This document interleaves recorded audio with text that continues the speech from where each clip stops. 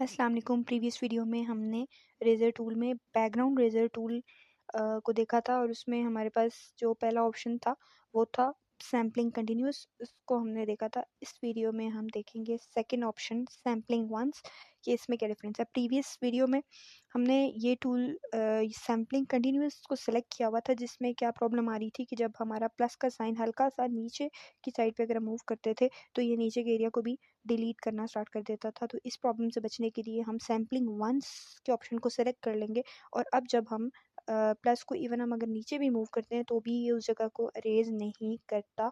तो बड़ा ईज़िली हम इसके बैकग्राउंड को रिमूव कर लेंगे और आप चाहें तो सिंपल रेज़र टूल से ये बाकी एरिया को रिमूव कर सकते हैं। अच्छा, क्वेश्चन यहाँ पे ये है कि हम ये करते क्यों हैं? हम इसलिए करते हैं कि बाज़-औक़ात हमें अपनी इमेजेस के बैकग्राउंड्स को चेंज करना होता है, तो आप सिंपली एक न्यू लेयर लेकर के उसके ऊपर कोई न्यू इमेज ऐड कर सकते हैं, या फिर आप बैकग्राउंड इसके बैकग्राउंड में एक और लेयर का कलर चेंज करके इसका बैकग्राउंड चेंज कर सकते हैं।